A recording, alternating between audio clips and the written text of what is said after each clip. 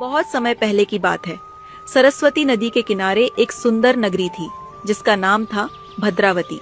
इस नगरी में एक बहुत अमीर व्यापारी रहता था जिसका नाम था धनपाल। वे बहुत पुण्य व्यक्ति था और हमेशा अच्छे कामों में लगा रहता था। उसने अपने धन से कुएं, घर और बाग बगीचे बनवाए। वह भगवान विष्णु का बड़ा भक्त था। उसके 5 बेटे थे जिसमें सबसे छोटे बेटे का नाम धृष्ट बुद्धि था, लेकिन वह बिल्कुल अपने पिता के विपरीत था। उसे बुरे कामों में ही मजा आता था। वह जुआ खेलता, गलत संगत में रहता, वेश्याओं के साथ समय बिताता और दिन रात पाप करता। धीरे धीरे उसने अपने पिता की सारी संपत्ति बर्बाद कर दी। एक दिन थक हार कर धनपाल ने उसे घर से निकाल दिया। अब धृष्ट बुद्धि दर दर भटकने लगा।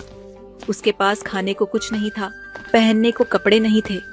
वह बहुत परेशान और दुखी हो गया। भूख प्यास से बेहाल होकर वह चलते चलते एक दिन कौंडिन्य मुनि के आश्रम पहुंच गया।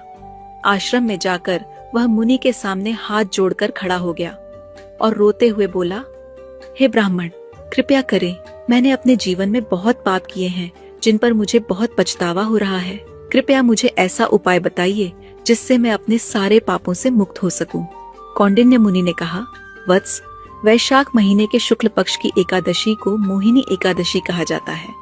अगर तुम सच्चे मन से इस दिन व्रत रखोगे और सभी नियमों का पालन करोगे, यह व्रत इतना शक्तिशाली है कि इस जन्म और पिछले जन्मों के भी सारे पाप खत्म हो सकते हैं। धृष्ट बुद्धि ने मुनि की बातों को ध्यान से सुना और उस पर विश्वास किया। फिर उसने श्रद्धा और भक्ति से मोहिनी एकादशी का व्रत किया। सभी नियमों और विधियों का पालन करते हुए उसने पूरे मन से व्रत रखा। व्रत के फलस्वरूप उसके सारे पाप मिट गए और वह एक अच्छा इंसान बन गया।